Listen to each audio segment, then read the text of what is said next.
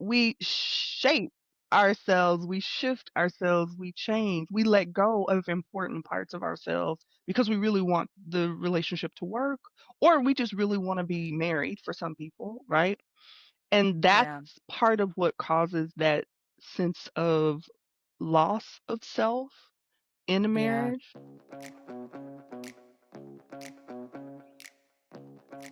Hey, beautiful people, it's Coach Jamila, and welcome to another episode of Girl, Get Your Groove Back.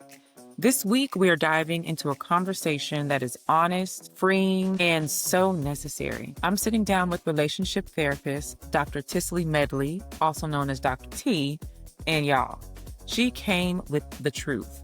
We're talking about the courage it takes to walk away from a relationship that no longer serves you, releasing the fear of failure, and what healing really looks like when you're rebuilding yourself from the inside out. If you've ever struggled with starting over, questioning your worth, or opening your heart again, this episode is going to speak to your soul.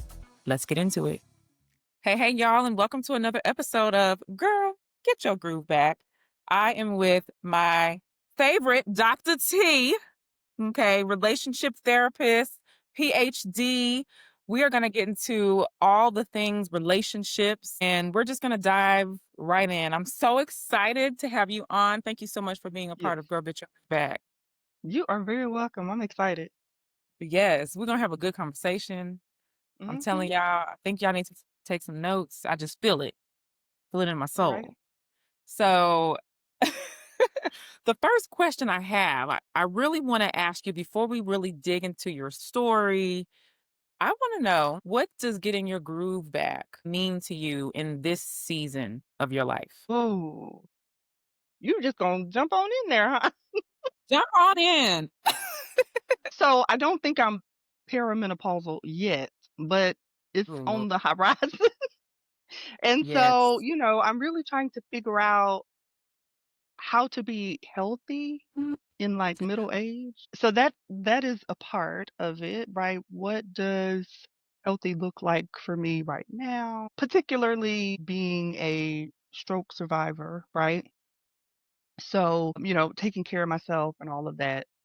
What does that look like? Honestly, it also includes sexual health, like getting to a place where I am empowered sexually, right? In yes. a way that works for me and being more comfortable and vulnerable sexually. Um, That's and part of my groove, surprisingly, has been also really connecting with faith in a deeper way, right? Because I feel like I literally grew up in church, played the yeah. piano back in the day in church. I didn't Like, I've been all up in church. I've been an usher, I've been in the choir, all the things, a Sunday school teacher, like, I've done all the things. But at this point in my life, really kind of understanding spirituality and faith in my own way. So all of those things are a Mm, part of the groove for me, and it's an yes. ongoing journey. Ongoing. It always is Mm, ongoing. We're continuously growing. And I feel like if we feel like we've made it, then there's something wrong with you. You just like, of I've course, yeah, arrived. right, I don't need to yeah, grow anymore. I right. feel like I'm Why gonna you learn still a living then? You know? right. I was saying I feel like I'm gonna learn so much about you because firstly, I didn't know you were a stroke survivor. I didn't know that. I didn't know you played the Mm, piano. mhm. I need to hear some chords. Look, I have a lot of Uh, layers. listen, a lot, and I'm here for it. And I really love that you brought up sexual health, especially, I mean, we're in our mid 40s and things Mhm. shift a lot.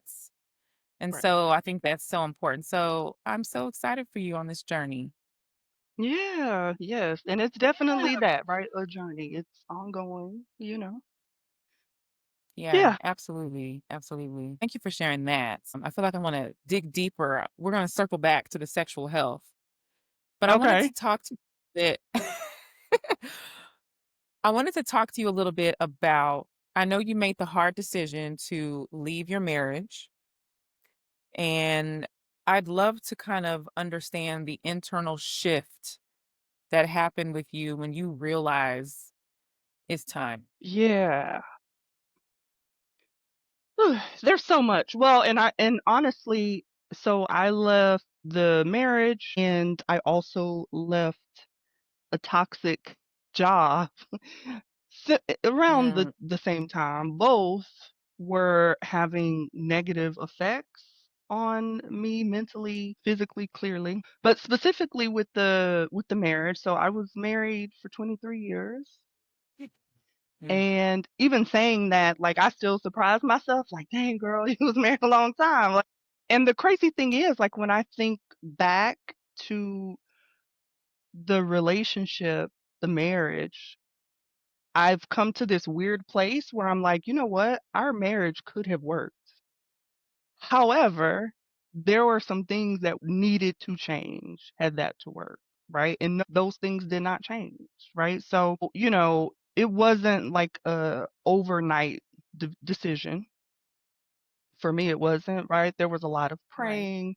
There was therapy with a few different therapists. I went to individual therapy. We had couples, short, but couples. I tried to change me, right? So I wasn't just blaming the dissolution on my partner. Like I tried to change some stuff with myself, right? Yeah. But then I eventually kind of reached the end of my rope and I didn't see changes in him, right? So I'm doing all these things and I don't see the changes that I need to see in him. And so eventually I said to myself, okay, am I willing to continue to accept this, right? Or do I deserve something different, something better?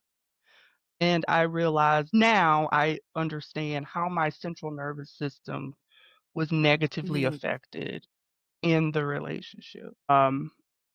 And again, that wasn't healthy, right? And so there were different events that kind of led to that, right? Things he said, things I said, reflection, prayer, all the things. And eventually it came to that point of saying, either you're going to stay here and continue to have what you're getting, or you're going to leave and open up some possibilities for healthy relationship. To be honest as well, part of the decision was my son, right? My son was getting older and I didn't want him to grow up in, what people call a broken family or broken household.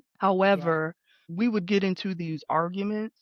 And Mm, as my son was getting older, I said, I don't want him to grow up believing that this is normal, right? Like the types of conversations that we're having, the way that his dad would interact. I said, he's watching all of this and it right. may not make sense for him right now. I said, but he's taking all of this in. And if I stay here and accept this, my son is going to assume that this is okay. And Yeah. that was really one of the main things that kind of tipped the scale for me that said, one, you don't deserve this. You deserve better. But Yeah. also, your son needs to know that you're not going to accept this and this is not okay. Mm. You bring up such a good point because even if I think about me, so we were both, for y'all who may not know, we were both in Next Level together. Yes, yeah. And during Next Level is when I was going through my divorce. And I was married for 19 years. But it's interesting. So you say your son. A lot of people who I've spoke with who are married and going through divorces are like, I don't want to break up the family. Hmm. I want to try to make things work because I want my kids to have a two-parent home. Right. And I love the perspective of if I stay in this toxicity, I may not have a two-parent home, but I'm giving my son the opportunity to see something healthy versus staying Right. in something toxic. Girl, I didn't get that until after I got the divorce. It didn't click for me because I was mourning the loss of my kids when I have a two-parent home. not Yeah. the loss of marriage. I was over that. But the two-parent home, Well, that hello. vision, right? We have this vision Yeah, of how it's gonna work out, and then we have to grieve that vision. Yeah. yeah. So I love that perspective is we have to make sure our kids grow up seeing something healthy. And like you and I both growing up in the church, do you feel like the church impacted you staying as long as you did? Do you feel like the time you stayed was meant to be? How do you feel the church impacted you in your decision to finally take that step? Ooh, yeah. Ooh, yeah. I do think, right, I do think my spiritual beliefs impacted in a lot of ways because there are a lot of narratives about maintaining marriage and the contract of marriage. And a lot of people talk about submission for wives, and a lot of the people who are talking about it don't actually really understand the Bible. But anyway, Mhm. so but you hear those narratives, right? And Mhm. that's all pressure, right? So you're trying to make sense of the things and friends, right? People outside who are like, "Oh, y'all look so happy," or "I'm sure y'all can work it out," right? All kinds of things. Um, so yeah, there were a lot of outside pressures that were Yeah. like, "Okay, give it another try, like, try something else." And honestly, that was part of the decision process for me too. I'm Yeah. over analytical. Um, but I said, "You know what?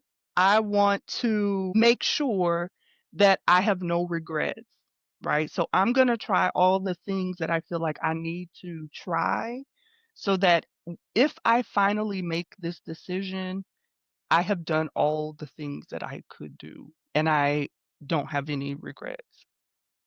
And Absolutely. so for my process, like, honestly, I went all the way through the mental and cognitive of the process, right? So Yeah. by the time I finally decided to leave, I was done. Like, there was no turning around at that point, because Yeah. I had been thinking over, trying, going back and forth, and making sure that I wanted no regrets. So by the time I said, "Hey, we're gonna go ahead and meet with the with the lawyer," at that point, I I mean, the my mind was made up, and I felt like I had no regrets, and I felt like I literally had done all the things I could. Absolutely. That story right there, I feel like most women, when we get to a point when we're done, baby, there's no turning back. It's like when you're done, you are done. Yeah. And I don't know if you have this experience, but I remember when I went through my divorce, I did not cry at all. There was Hmm, no tears. okay. Now I grieved during my marriage, Right. but after I did not shed one tear. It's like I had got to a point to where I was just so emotionally disconnected and I was completely Yeah. done that there was And no depleted at that point, right? it depleted. Yeah. And so I'm curious too, do you feel like your story is perhaps you grieved during the marriage and when you were done, you were like, this is it. Like you said, I've done all I could. I did all the things. Did you kind of have an experience like that, or was it a mix of grieving in and after for you? Uh, yeah, I feel like I have still experienced some grieving afterwards. Now, mind you, part of the divorce, the legal divorce, took like Yeah. 3 years, and we ended Mm. up having a difficult custody situation that wasn't expected. Yeah. 'Cause initially, it was this expectation that, okay, hey, our son will come with me.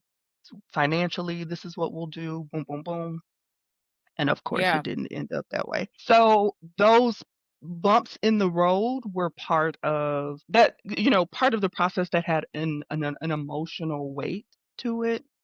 And Yeah. so, yeah, I feel like I kind of had ups and downs with the grief process because at first I was kind of stuck where I couldn't really feel anything, and then there were parts Right. where, like, the wave of emotions came, right?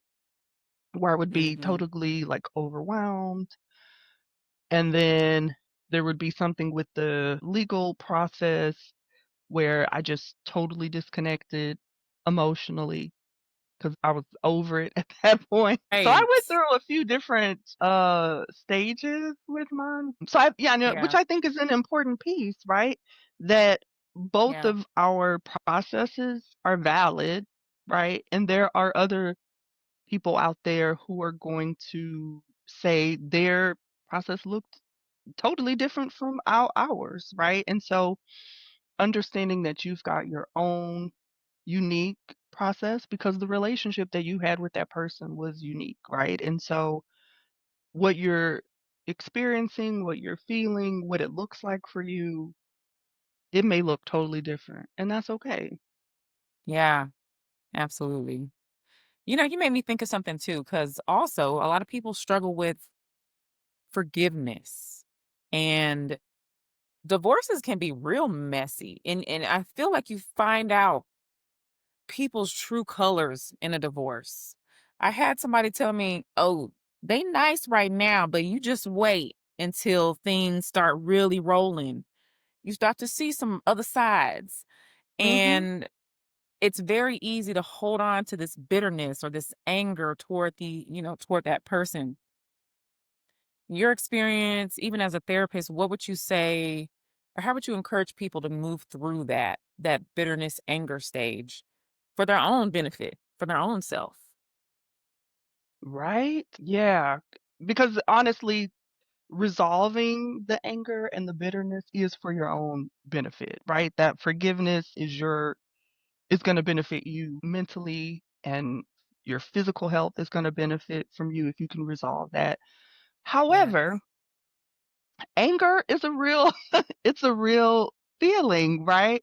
And again, typically as a therapist, right, we talk about how anger is the emotion that you see on the surface.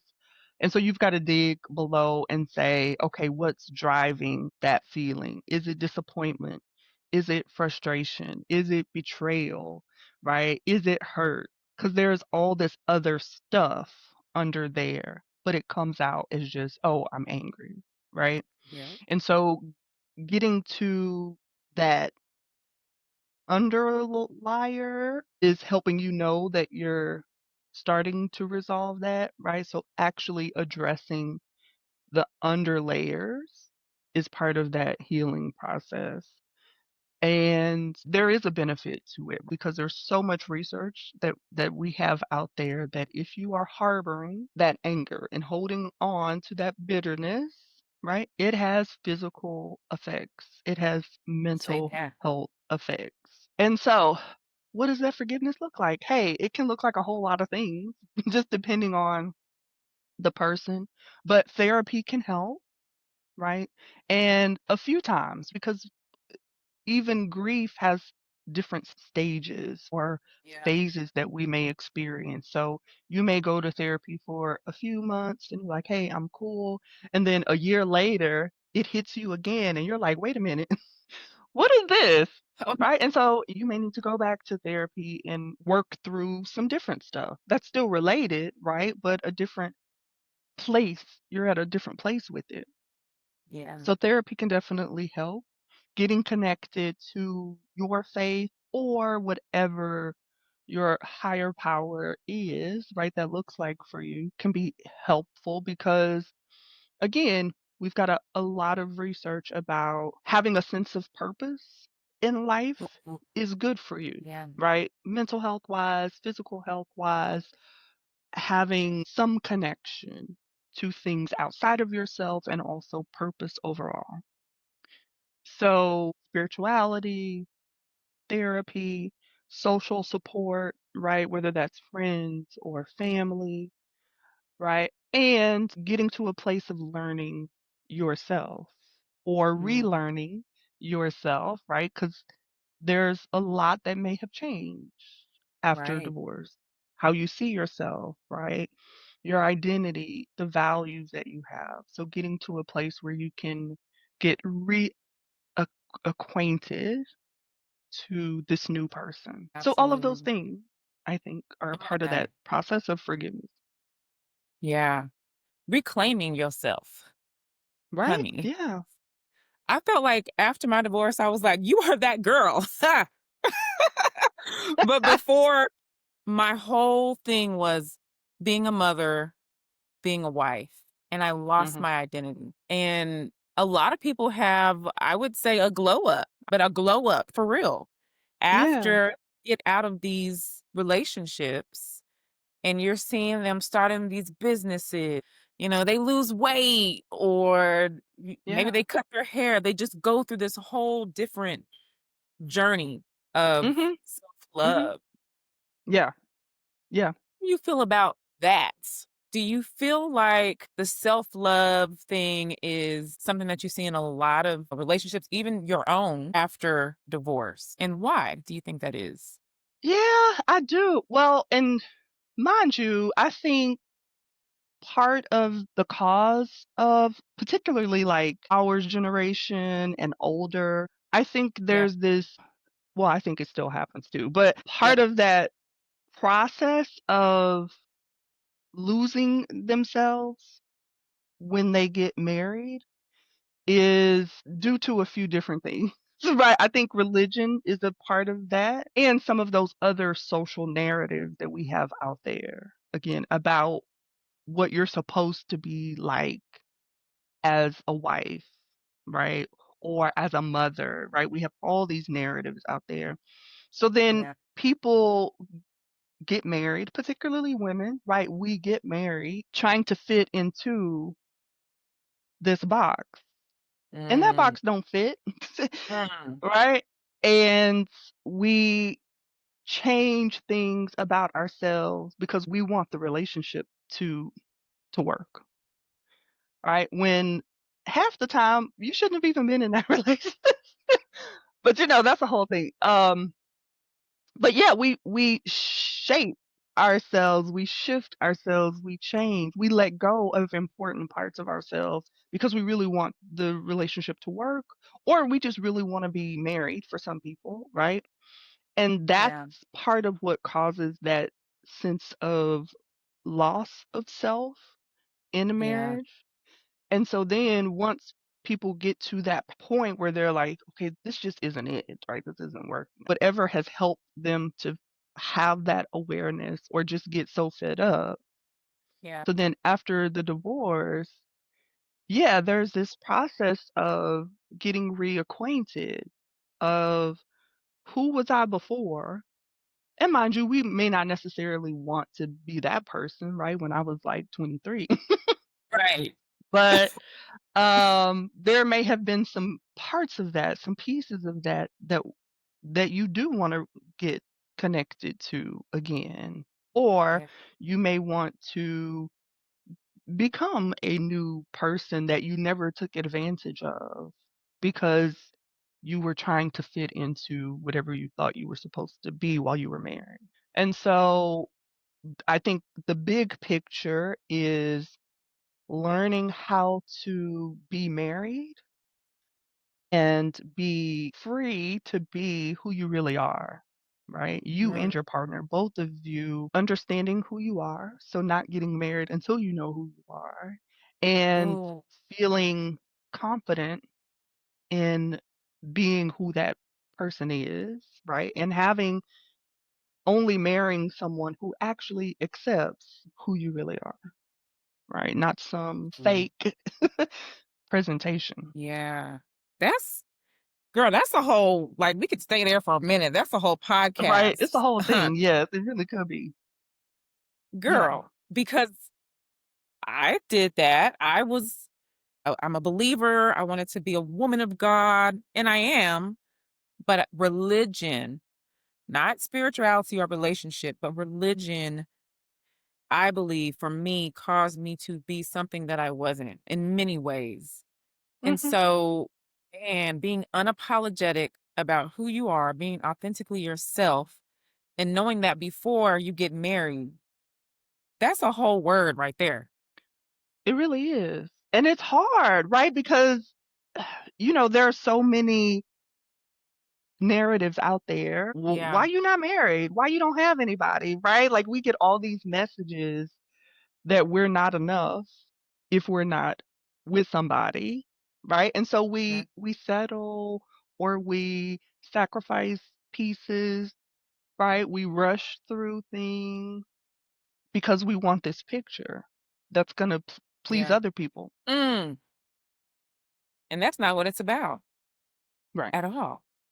And that does Mhm. make me think. So, in the process of being who you are, being authentically yourself, do you feel like there are times when it's necessary in a relationship for behavior change?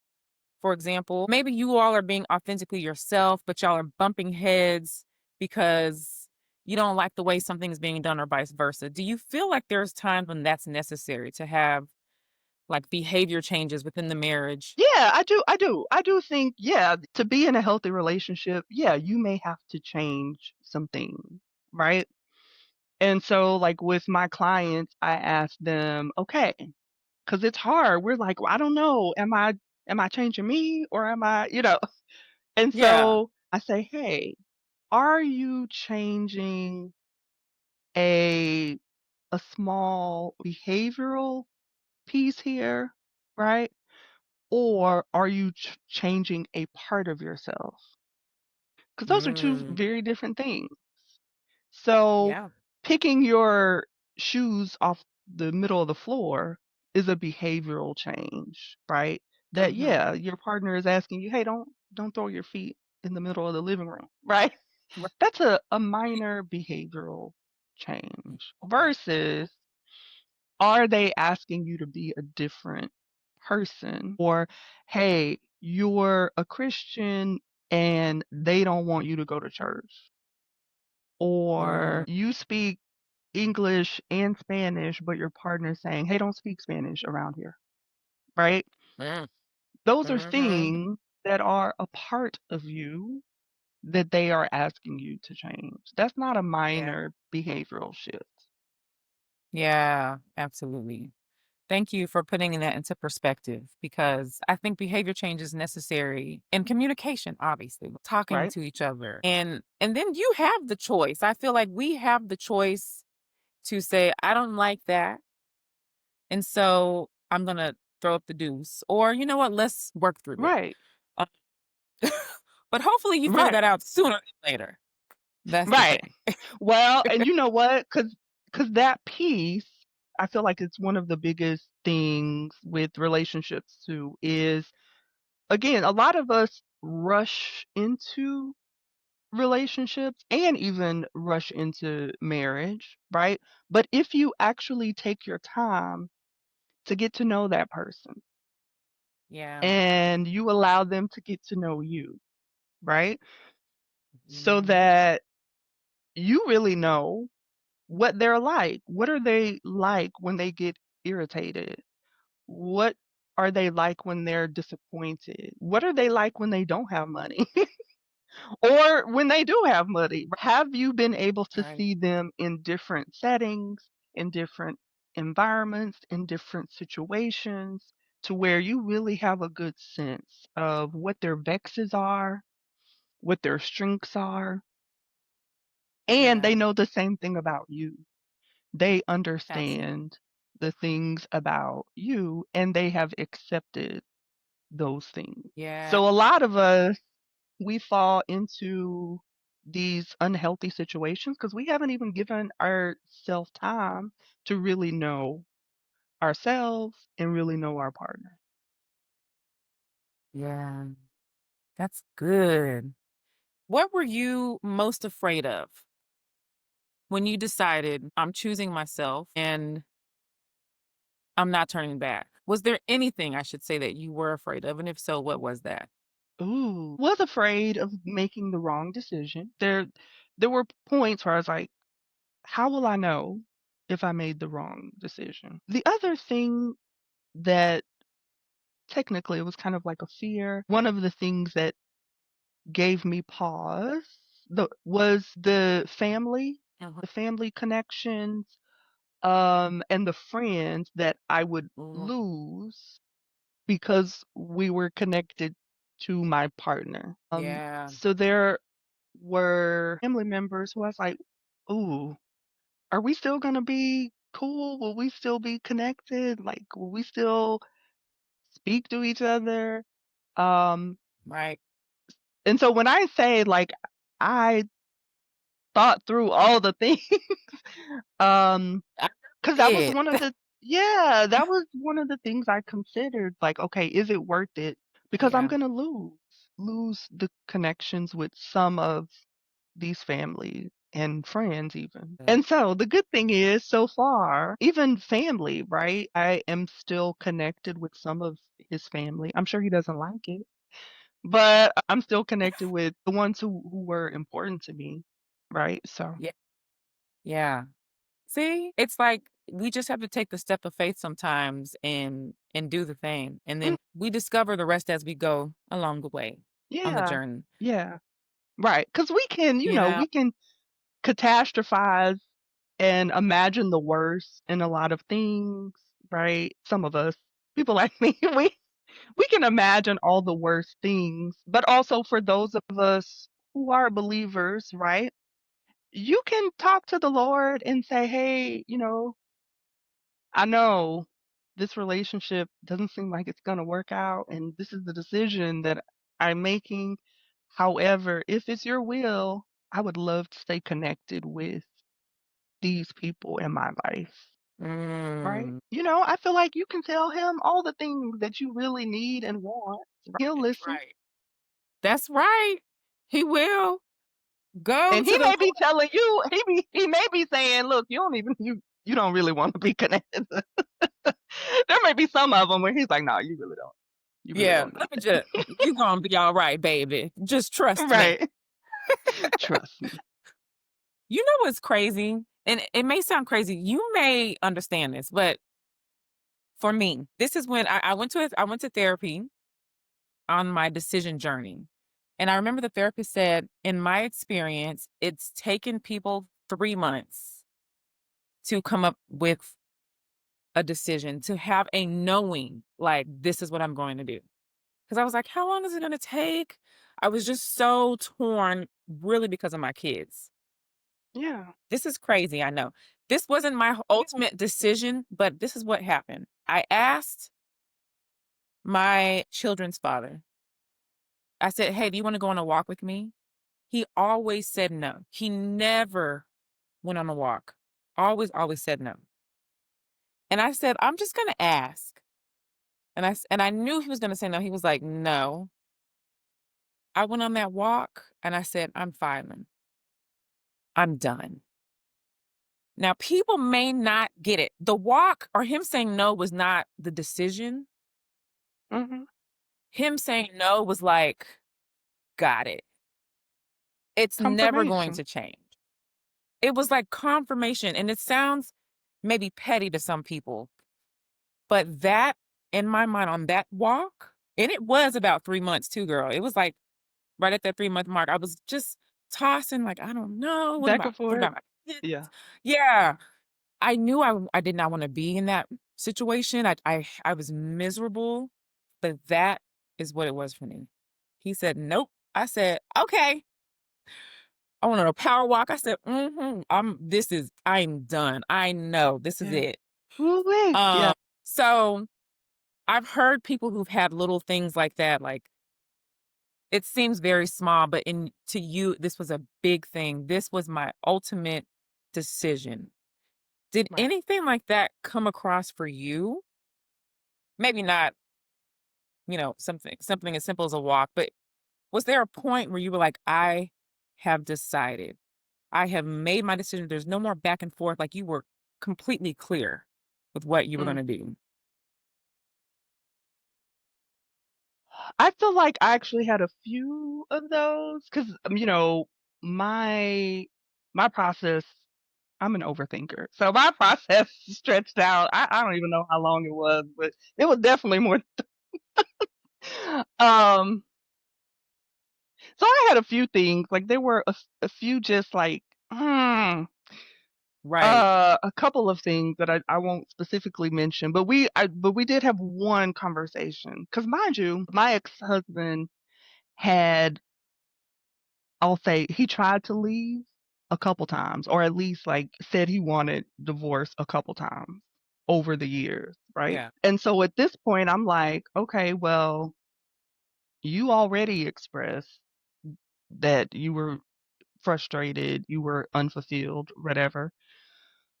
And so I was like, "Hey, okay, are we going to actually work on this?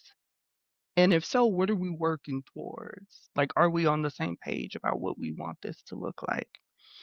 And Right. in that conversation, there were just a couple of things that he said in that conversation. Like, he made it a comment about me gaining weight, right? I Mhm. had gained weight. Now, mind you, Mhm. in the years when I would ask him to go to the track with me or work out, there were many times where he would say no, right? Yeah. And so, so that comes back to my mind like, well, hold up now, Yeah. right? And at that time, when we had that conversation, I was the main breadwinner at that time. So I was the main Mhm. breadwinner and I was also the main home taker. So I was working a full-time job and I was an administrator at the time. I was a higher education administrator. So I was working a lot. Yeah.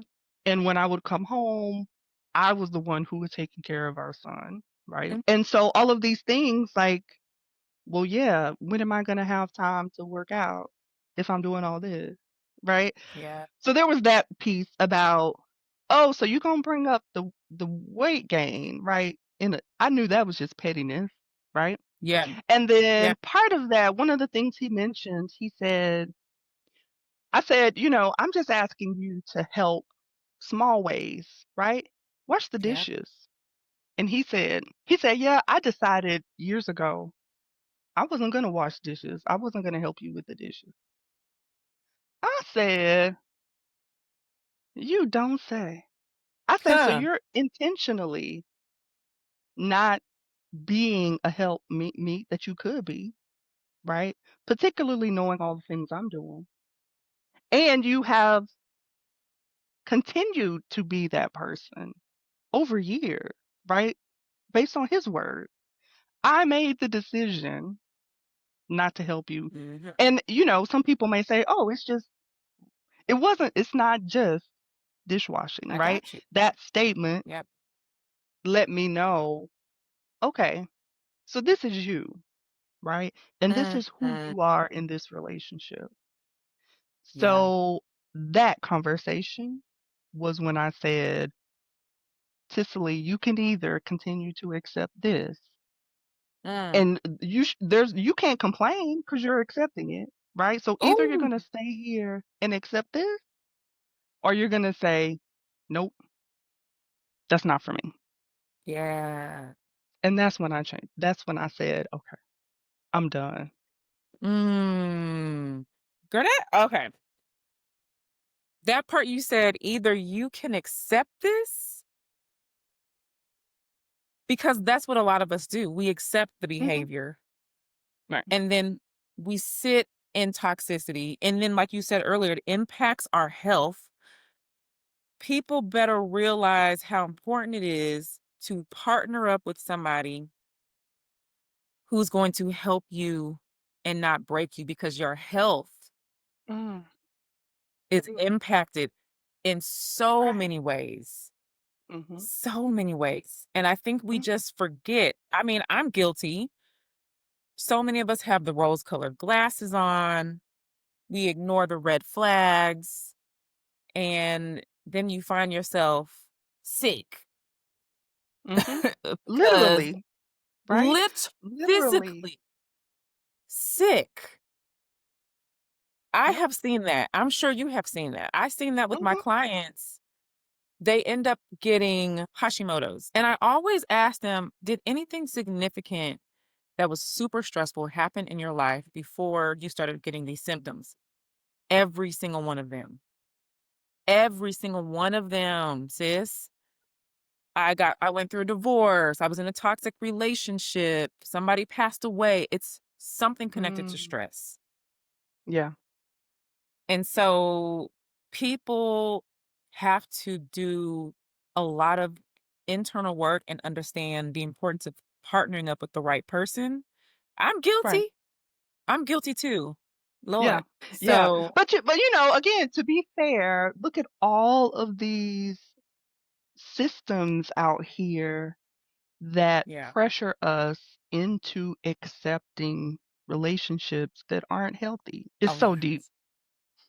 It's so deep. Yeah. And Girl.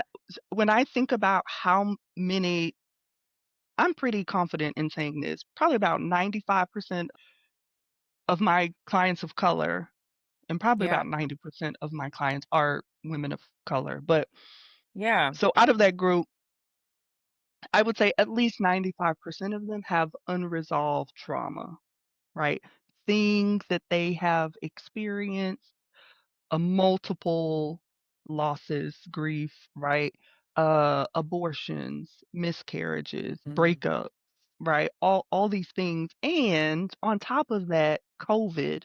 So many of us experienced symptoms of trauma after COVID, and we never really saw anybody about it or addressed it in the way that we needed to address it, right? And so we have all this trauma, racial trauma, right? All kinds of trauma that's just built up and Yeah. then eventually just comes out in different ways. It does.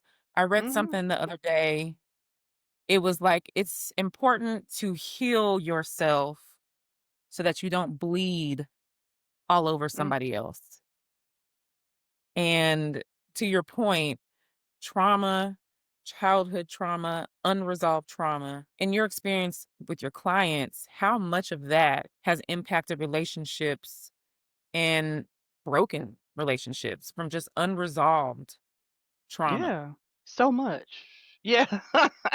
Right? Yeah. Like again, how many of us are in relationships because we have a fear of abandonment, right? Or we have anxious attachment issues for different reasons, right? Either our family of origin or early relationships that we've had that were negative or unhealthy, or Yeah. we have other experiences that have caused us to accept a particular relationship or accepted particular behaviors or developed unhealthy behaviors in relationships, toxic patterns. So, yeah, so much of it can be connected to that unresolved trauma.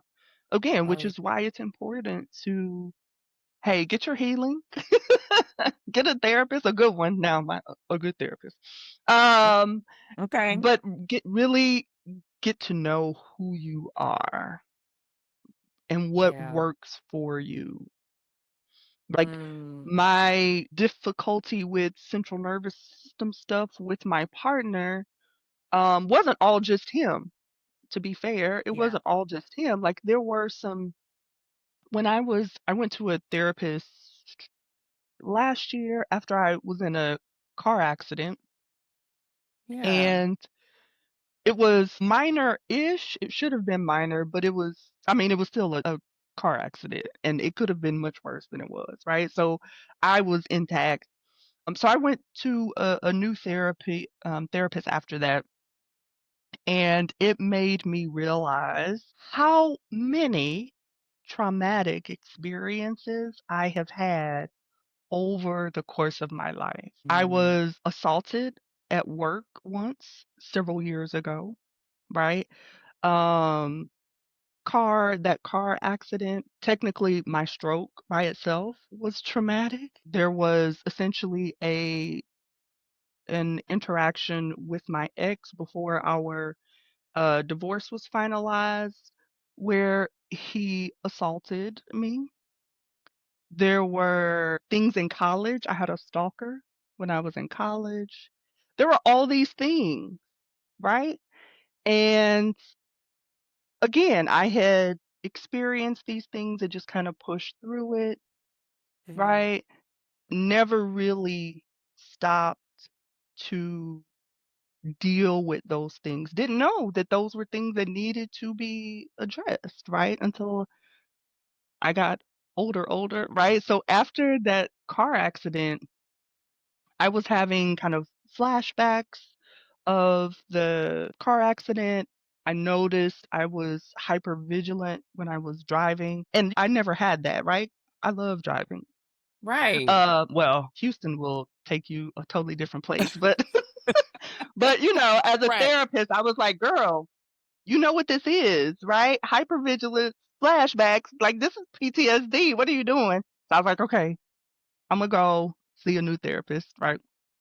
But again, talking about that experience brought up all of these other things in the past, and I was like, "Dang, girl, you've been through some stuff." And never Mm, really addressed it. Never really healed that stuff, never resolved that stuff. Which is yeah. why I say, the dysregulation and my central nervous system being on 10 a lot of times when it didn't need to be, all of it wasn't him, right? Yeah. However, a lot of what I would deal with during the day was triggered by him, right? Our conversations, our interactions. So it was Yeah. constantly being activated, right? Every day it was. And so it's all a part of that big quilt of the things that since the divorce I've had to, okay, let me address this little quadrant of the quilt here, right? Okay, let me address this. And I'm Yeah. still on that journey of trying to address some of those things. Nervous system regulation is big. Yeah. And a lot of us, I don't think people really think about that either. Nervous system regulation. I think it's starting to be talked about a lot more. I hear more Mhm. about the importance of having your nervous system regulated. Mhm. And I've also found when you're sometimes, like even in new relationships, you may think that you're healed from something until a trigger comes up and you like, oh, Right. hold up. Why do I feel this way? Why am I reacting this way? Hold up, what's Yeah. going on? I need to reflect. I Yeah, thought I was yeah. over this, you know? Well, and I was Um, telling I was telling one of my clients like a month ago, like part yeah, of that healing technically can't even happen until you're in another relationship, right? Where you have an opportunity to repair because you're doing it in a relationship, right? So you can work on a lot of things, but some of that healing and repair has to happen in a relationship, right? So yeah, that you have an opportunity to implement this new behavior, right? yeah. And then get a response from this other person and then realize, okay, nothing blew up. Yep. Okay, this is good, right? And then Mhm. you have your reaction and then they react and you're like, you're waiting for the other foot to drop and you're like, oh, it's actually okay, right? Mm, So those curative experiences are part of the healing. So yeah. 100% of the healing can't happen with you just being by yourself, honestly. Ooh. That's my opinion. I agree with that though. You'll find, and you'll hear you have to be 100% healed before you can get into another relationship. And I always thought that was a little weird because to your point, you may not know that you're triggered. You may think that I'm completely over this specific situation until Mhm. you are triggered. Right. Now, how Yeah. would you respond? You know, Right. so Yeah. I agree with that. I think we do have to do the internal work, and we also have to see how are we after we do this internal work, or even maybe we're doing a lot of the internal work in a relationship, but how are we able to navigate that, Yeah. knowing who we are and reflecting on that? That brings up another point: healthy relationships. Okay, what does that look like for you? Mhm. And do you feel like there are any non-negotiables, and you're just like, Absolutely not. I'm not gonna give any grace on that in terms of you know, my next journey. Ooh wee. Oh my goodness. So for me, healthy relationships are all about being patient. On my end, it has been a lot about self-awareness, right? But I also expect that from my partner, right? Their ability to be patient, their ability to be self-reflective and self-aware, like Yeah. they're at least willing to look at themselves and maybe ask a question and be Yeah. curious about it. Yeah. But let me think, do I have any non-negotiable? Oh, Yes. yes. I'm trying to think, how do I put this in a little nugget? So, if there is anything I don't want to do and you feel like you can force me to do it, that's a non-negotiable for me. Right? If I done Mm, told you I'm not gonna do that and you feel mm, like you just want to force me or guilt me or whatever, yeah. then it sounds like this ain't gonna work Yeah. because you haven't respected the boundary here and clear you're not listening. I told you I don't like it, or I told you I'm not gonna do that, Yeah. right? So you can choose to say, well, if you ain't doing that, I won't. Okay, right? And I Right. have the decision too to say, if you're trying to force that, that's not something I'm cool with. So this isn't gonna work. Come on. I hear you on that. Yeah. It So I don't have a whole lot of non-negotiables. yeah. But that's probably my only one. Yes. I hear you. This may Yeah. one of the things about me is if somebody's like, "You need to do this right now," it makes me wanna go slower. I don't know what that is. Oh my gosh. I'm just Okay. You're triggering me now. You're triggering me. Oh Lord. Yes, right? Like I'm gonna slow up because I know it's a little petty, oh, but oh, you right? maybe, but if you're just let me do it on my own time, okay? If I want to, but don't pressure me or push me. I'm gonna go real slow, Right. or I'm just not gonna do it at all. So maybe Or I'm gonna that's do it toxic. I wrong. don't know. You want me to do it? You want me to do it wrong? Because I can do that too. Right? Like pump the brakes. Pump, I pump the feel so brakes. seen right now. I was feeling that, girl. I was like, you know what? This is an opportunity for me to share how I feel about Yeah. this. I was feeling that, and maybe other people can relate. Cause if you tell me to I'm sure they move can. fast, Right. oh, I'm gonna move real slow. Cause you're, you Right. know, Because clearly so this is my capacity right now. Right. And what's the yeah. rush? Mm-mm. But okay, I felt Right. that. Pump the brakes. Yes. um, what would you say is one action, or what would be your advice for women out there right now? Maybe they're in a toxic relationship and they want to come out and they don't know what to do next. Or they're having a hard time making a decision like so many of us do. Is there an action or any advice you would give those women? I would say find a good therapist. Yeah. And I say that specifically because there are some bad therapists out there. And there are some therapists, counselors, psychologists who just aren't a good fit for you, right? They may be Yeah. good at whatever they're good at. They may not be a good fit for you, right? The same thing with Yeah. relationships. Everybody isn't going to be a good fit, right? And Yeah. therapy is relational. So find somebody who is actually a good fit, right? You should feel Yeah. comfortable with them.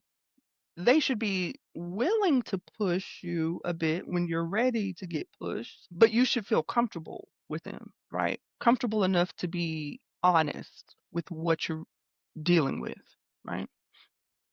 Yeah. And you trust their Absolutely. suggestions.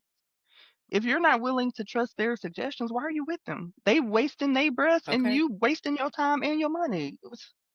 Make it make Come sense, on. right? Make it So make I sense. would say find yourself a therapist who is a good fit for you first. And I say that because making a decision like that, I think really requires you to have some outside perspectives, right? However, Mhm. we don't all have mature family members or friends Yeah. who can give us balanced perspective or balanced feedback, right? Which is Yeah. why my first step is find a therapist who's a good fit for you so that you can Yeah. have some outside perspective, objective, hopefully, Yeah. feedback that you can say, hey, this is what the relationship feels like to me, Mhm. and be honest about, hey, this is what I'm doing in the relationship, right? So that then that person can say, hey, it looks like this is what's going on, or have you tried this, right? Right. Um, Right. it's also helpful to have a therapist who's a good fit for you because some of us who are seeing ourselves in toxic relationships are actually in abusive relationships, right? And the process of leaving an abusive relationship is very delicate, in my opinion, Yeah. right? So having someone who can guide you along of options, resources, best practices for that process, right, is going to be helpful. And honestly, if I wasn't myself, uh, get you some Jesus, right? I know we all have different viewpoints. I personally Yeah. believe get yourself some Jesus, right? So that Yeah. you can have some discernment Yes. and also have a sense of stability even when things going chaotic around you. But those are my suggestions. I'm here for it. I'm here for it. I can't tell you how much, and I know you can relate. My faith walk got me through Hmm. them 19 years and after. Right. And after, right? Because, honey, I remember I would sit on my sofa looking in the air and I'd be like, I am so miserable. I am Mhm. so miserable. Oh, help me just get through another day. Like, help me. I was never depressed. I always had this joy, and I know it came from God, Yeah. but I just was not happy. I was not. I was not. And so Yeah. having that faith and that hope and that prayer and that relationship, I know for a fact it got me through. It got me Mhm. through. Um, Yeah. And so look where you are now, right? hey, Where he has brought you, right? yes, yes. Mhm. And still on the journey. Hello. Right. Uh, Yes. still learning. Still learning. I want to ask too, and after this, I want to do some groove check questions with you. But I can't not ask because I feel like a lot of people attract the same person in a sense. They get out of a toxic relationship. Maybe they do some self work, but they keep attracting the same pattern. Mhm. Can people break away from that same pattern that they keep falling into? Ooh-wee. Yes. Well, it all goes back to that point about getting to know yourself, right? Because Yeah. you're attracting and attractive to a particular type because of who Mm, you are, right? If you have yeah. a fear of rejection or fear of abandonment, or you have an avoidant attachment, or whatever the thing is, whatever is going on, you can get Yeah. rid of that person, but you're going to attract a similar type because there's Yeah. a part of you that needs to be worked on or healed, or you need more awareness about where that's coming from. So Mhm. really getting to know yourself is Yeah. definitely the first step. Yeah. But before you get there, noticing the pattern, right? Like, okay, what types of people are you being attracted to? What types Yeah. of people am I being attracted to, right? And having some awareness about that, noticing the similarity and saying, you Yeah. know what, I need to figure out what this is. Why? Right? Because more than likely there's a reason. If you're attracted to thugs, there's a reason. You like the sense of protection, right? Yeah. Or maybe you like the money, or there's something else, Yeah. right? If that's what you're attracted to. Mhm. So asking yourself, okay, how can I get what I really want and need and not the things that I don't want, right? So needing stability, wanting security, there's nothing wrong with that, but Mhm. knowing how to get that in a healthy context is important, I right? love So there are some of us who are, and I keep trying to find a different word because the word is kind of a, anyway, a conflict avoidant, right? But I haven't found another word to use here. Because Yeah. technically, as humans, we all should be conflict avoidant. Right. But to be fair, there are some people who like to argue, right? But True. some of us are totally conflict averse, right? So again, why is that? Where's that coming from? Yeah. And recognizing that this has caused me to connect myself to people who I'm with them because I don't think they'll cause me any challenge or they're Mm. not going to argue. They aren't going to push me or challenge me at all. Right. Mm. So, Mm. again, figuring out where those patterns are coming from Yeah. and then saying, what do I need to heal in myself so that I can be in a healthy relationship, a more healthy and a fulfilling relationship in a different way, right? And how I Yeah. can shift these needs that I have to help to be able to implement them in healthy ways. Self-awareness is so important. It really is. Self-awareness. Yeah. Man, and then asking ourselves the right questions, I think Yeah. are essential. Yeah. Yeah. Yeah. I I love do. that. Yeah. Yeah. Mhm. I'm thinking about what those questions need to be. Look, I'm trying to think. Like, girl, why you keep doing this, child? Like, Okay, that's a good one. Why do I keep doing this thing, and it always ends me in this horrible place? Like, I know that. I've seen hmm, it. So why do I keep doing that?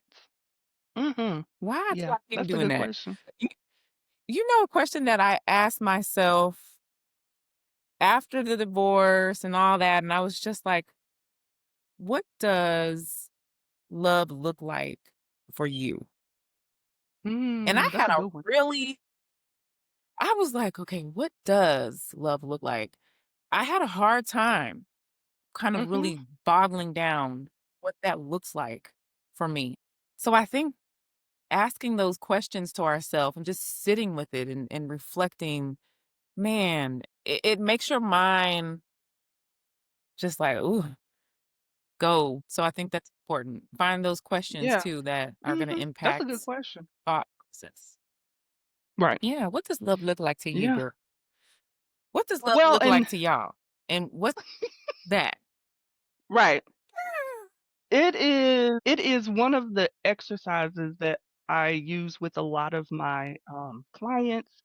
And while I have an opportunity to throw this out there, I'm going to be starting a new group in 2026, a Yeah. relationship clarity group, because I have Mm, worked with so many women in relationships who yeah.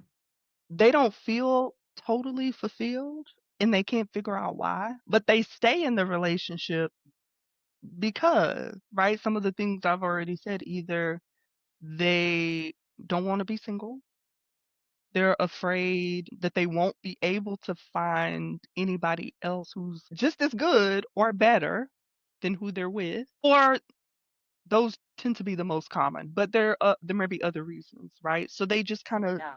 stay there in that relationship, and then they make their partner miserable because they're Mm. asking him to change all these things to create this perfect picture, right? And so it's this unfortunate spiral, Yeah. and 10 years down the road, it's going to end up in divorce because girl, you had an opportunity to leave before y'all got married, right? But Mhm. there's so much fear there, right? And so helping clients to think through, and I will tell you, men too, because I have a couple of male clients who are in the same Yeah. situation, right? Yeah. They're not getting what they really need. Like one of them, his identity is him as a provider, right? And so that's who he is, that's what he does. So that's his focus. The idea Yeah. of leaving, right, goes against this idea of being a good provider. But he's not fulfilled at all. And he's actually being taken advantage of. Mm. So coming in 2026 is a relationship clarity group to help women move through some of these exercises to help them know what love looks like, the Yeah. type of relationship that is actually going to be a good fit for them, Mm. and dismantling some of these negative beliefs of like, oh, Mm. I'll never be able to find anyone better than this partner, right? Or what if I never find anyone else? Things like that. Yeah. So that's what we got Okay. coming up. I'm excited. Relationship clarity. So Hmm. since we're on that, how can people find you, Dr. T? Give us all the deets on that. Well, you can find me on social media. Look, I go through phases. Sometimes I'm there, and sometimes you look and I'm not there. Um, every year I try to figure out how I can be more consistent. So I'm gonna commit to being more consistent. You can find me on social media though, on Instagram, TikTok, Facebook, LinkedIn. Yep. Is that all of them? Threads, technically, and my website, which hopefully will be reworked a bit in 2026. So you can find me at those places at Dr. T Medley, DRT Medley, right? So that's where you can find me, or my I website, got it. www.drtmedley.com. Mm-hmm. Okay, Um, sis. oh, so I did want to real quick, um, share a little bit about my stroke just because of your health focus, right? Because I think after I had my stroke, I learned a couple of my friends, same thing, middle age, women of color at the same organization that I worked at who also had strokes, right? Which for me was confirmation that this job was toxic. The place was toxic. It was not a good fit, right? Though Yeah. I was there for a season and the Lord was able to grow me there, and financially it was there were some benefits. Um, Yeah. but physically and mentally, right, there were some downsides.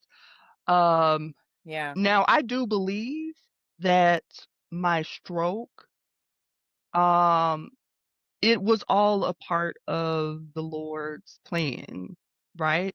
I had a major stroke. My doctors Um, when I got to the when I got to the hospital, the neurologist that I have been working with the last few years, all of my specialists were like baffled because I like my labs were good, right? All the things. Yeah. But if you look at my scan of my stroke, it was a major stroke, right? And so the age that I was, it was December of 2022, right? But the the severity of the stroke, right, compared to um where I am now, how I've been able to recover, and even just in having the stroke, how the Lord protected me, right? Because the morning I had my stroke, I had a car accident that morning. My son was in the car. Neither of us were hurt. Um, the car itself, minor damage, right? So Wow. that whole process, right? The Lord was in all of that, in that, yes, I'm going to allow you to go through this, but I am still protecting you in all of it, right? Because Yeah. the morning that I had my stroke, I woke up, I had a headache. Now, I had migraines and various types of like tension headaches a lot because my Yeah. job was stressful in Yeah. my relationship. So I had headaches a lot. So when I woke up that morning with a headache, I was like, ah, another headache. Now Yeah. it did feel a little different than a regular headache. Right. But I felt like, okay, it's just a headache, right? And so when I first woke up that morning, I tried to unlock my phone and I couldn't unlock my phone. And I was like, that's weird. So I was like, I had just woken up. So I was like, oh, maybe I just need to wake up. I'm not fully awake, right? Yeah. So I got my son ready for school the whole time, right? I'm doing all the things. I drove to his school, right? Um, and even after that, because the principal was doing the crosswalk at school, so and I had the accident there. She was like, "Are you okay?" I was like, "Yeah, I'm okay." Right? I had this fog. I felt like nothing felt different, Right. right? I felt like I was okay, so I kept telling people, "Yeah, I'm good. I'm okay." But the guy who I hit, we were trying to exchange our information. And Yeah. so I'm trying to write down his phone number and the numbers aren't coming. So I wrote something down, but I don't know what it was. I still don't have this guy's phone number, right? So like it wasn't making sense. But the fog that I was in, I was like, maybe I'm just, anxious because of this accident. I still Yeah. didn't think, right? Like what was I, 43? No, 40. Oh, I was right before my 45th birthday. So I was like, Yeah. stroke never even came into my mind, right? I thought it was Yeah. just a regular headache, right? But so that after I dropped my son off, I went home and I was like, I need to lie down, right? So I think I took aspirin or something. The headache didn't go away. So I was like, Oh. dang, this is like, what kind of headache is this? The next day, right, my sister was like, are you good? I'm like, yeah, well, just headache. But at one point in the day, I had texted my sister, and she was like, your text isn't making sense. And I was like, really? I Whoa. was like, let me resend it. Again, it's still not it's not connecting because I'm like, Yeah. I feel normal, right? And so I eventually, which is the crazy part, I had that stroke that Monday morning.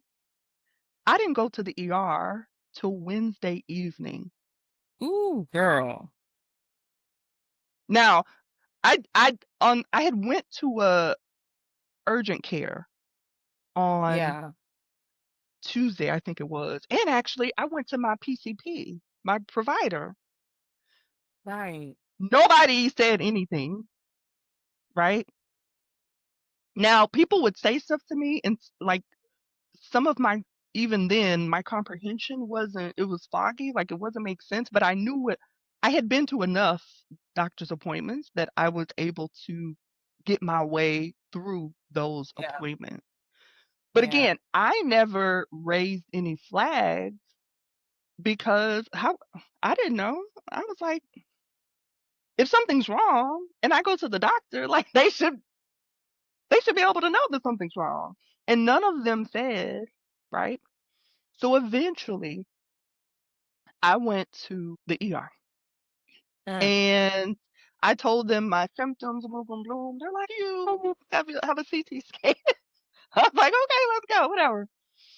And the doctor came up and he was like, I'm sure you're wondering, if you had a stroke. And I was like, why would I be wondering about that? Like what? He's like, based on these scans, you have had a major stroke. I said, say what now? I literally was like, say what now? Right. Because how am I talking to you and I drove myself to the ER? Yeah. And so I say all of that to say, right? Um, for those of you, men, women, doesn't really matter, right? Again, being people of color, we have so much stress that we're dealing with, right? And if we're not eating healthy, right? If you are having symptoms, things like headaches, right? Things like, when you go to the doctor's like, "Oh, your blood pressure's high," right? Mm-hmm. Pay attention to that. Yeah. A headache that won't go away. That's not normal, Yeah. right? Things like not sleeping regularly, right? If you're only getting 2 or 3 hours a night, that's not good. That's not That's- that's not normal, right? That's Yeah. not okay. But paying attention to our bodies, right? If we are under a lot of tension, a lot of stress, um, Yeah. and putting people around you, right, who know you well, right? So that, hey, my sister, and my partner, who at the time wasn't my partner, but who was Yeah. like, this isn't like you. Something's not right, Yeah. right? So Um, people who are able to say, "Hey, let's go get some help." Right? Let's mhm. go to the doctor. Let's see what this is. Right. Cuz it really can look different on people, right? Just depending on where your stroke occurs, whether it's mild or more severe, the symptoms can look different. And mind you, a lot of the handouts that, when you go to the doctor, that stuff is based on white men. Yeah. So what it looks like for us can be very different. Absolutely. Thank you for sharing that because that even goes back to, like you said, nervous system regulation, Mhm. being mindful of how much stress you allow to be put on yourself because there's a lot of stress that we can eliminate. And I think we need to eliminate a lot of the stress. It's easier said Mhm. than done. Um, Right. but wow, God had his hand, All up in there. Yes. girl. Mhm. That is a testimony. It And certainly is. I'm Yes. so, yes. And I'm so glad because unfortunately, a lot of doctors, there's so many great doctors, but like you said, you went to the PCP and they were like, no, you're fine. They may have said, go take a Tylenol and just lay down, you'll be okay, you Right. know. Yeah. That's So what I was, yeah.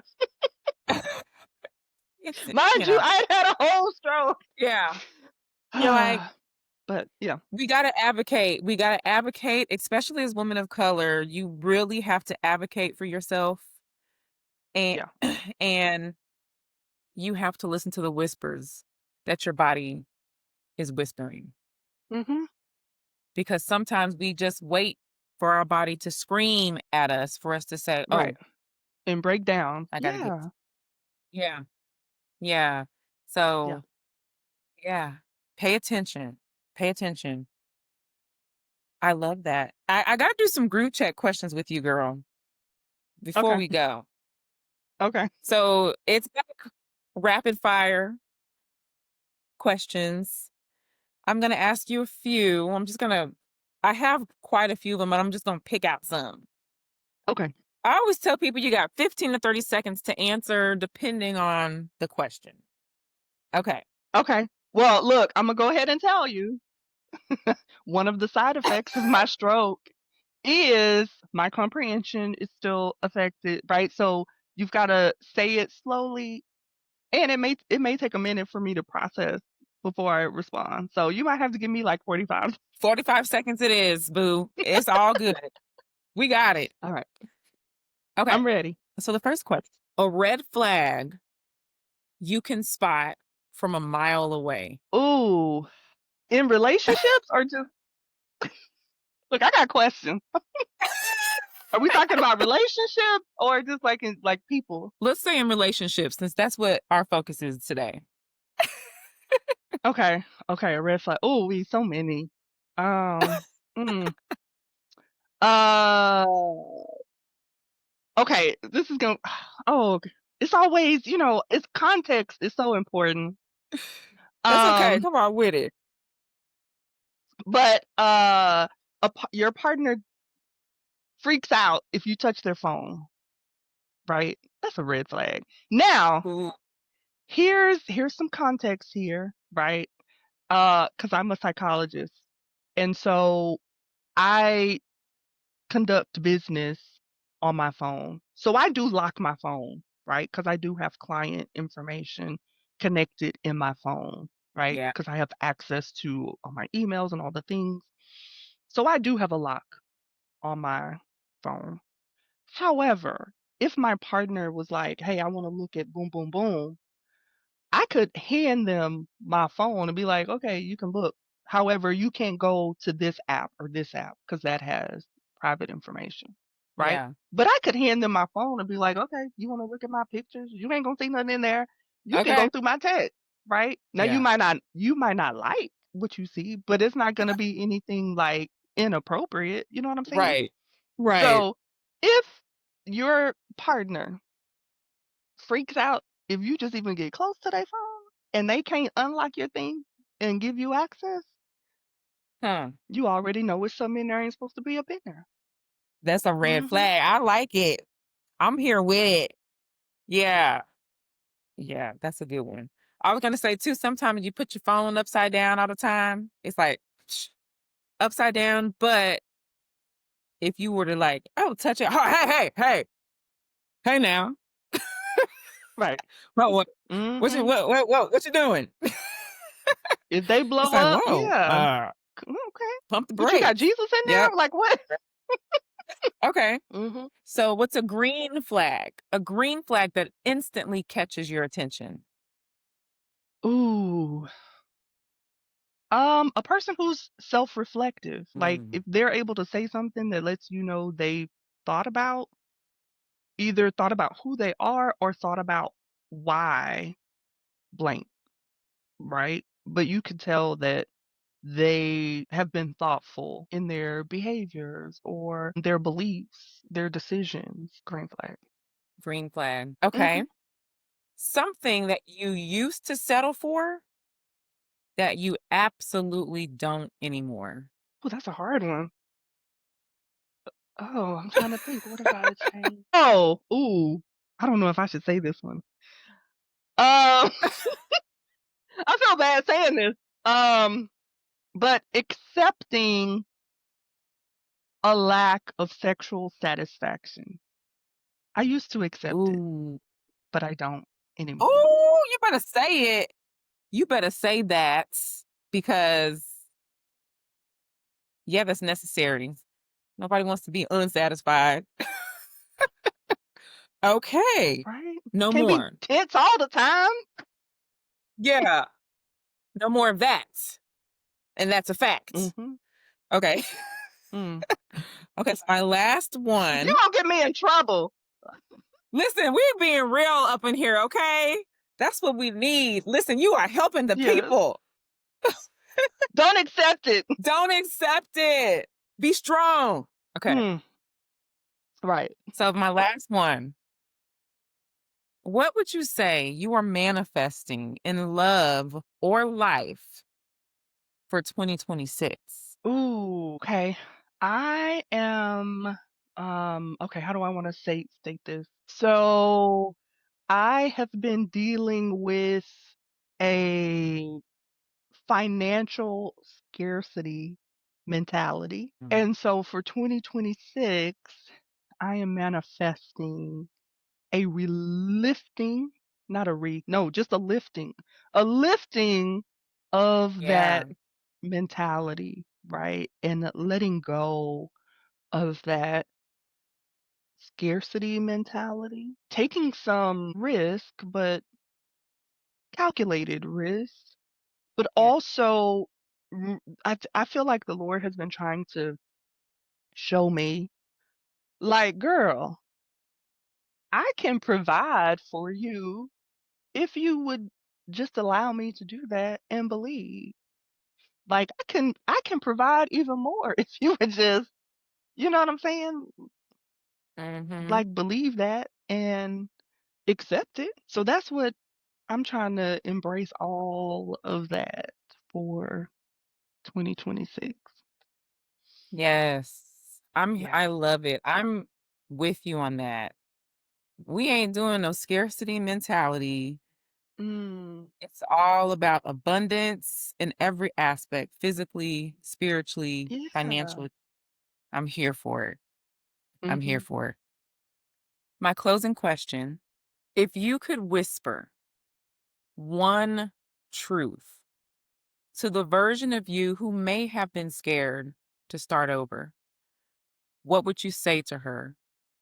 And what do you think she'd say back? Ooh. Mm. I would whisper to her, or maybe even not whisper, but I would tell her that, girl, you have always been enough, period. Yeah,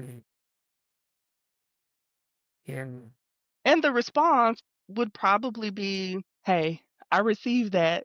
I'm still working on what that feels like, but I accept that. yeah, I receive it. yeah. You have always been enough. And I will say that to those who are watching, you have always been enough, period. And that's that. Dr. T, thank you so, so much for being on this episode of Girl Get Your Groove Back. I love our title. Before the glow up comes the let go. Okay. Mhm. Yes. And that So is let go of some of them so, things, right? you got to shed some layers, honey. You got to shed, Hmm. shed, Mm-hmm. shed. So thank you so much for being authentic, for being real, and for sharing your story and helping the people. So I appreciate you. We got to do a part two, girl. I know, right? I appreciate you for inviting me and giving us an opportunity to catch up because, we be so busy that we be I missing each know. other. I know, So this has girl. been beautiful. Yes, thank you so much. Yes. Well, thank you again. And until next time, y'all, peace.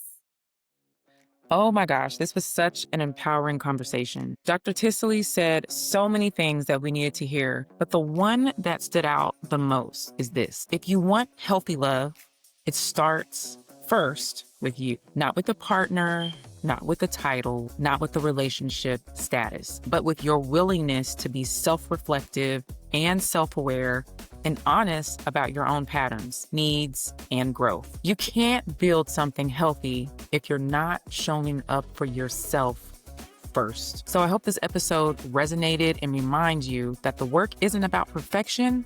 It's about alignment, emotional honesty, and choosing yourself in every single season. If you're new here, I'm Coach Jamila, your root cause wellness coach, helping women create sustainable health and alignment from the inside out. You can learn more about my work at www.coachjamilaani.com. If this episode resonated with you, make sure you share it with someone that you love, share it with someone who's on their own healing journey, and make sure you're subscribed so you can get that notification when the next episode pops in. Until next time, y'all, Coach Jamila out.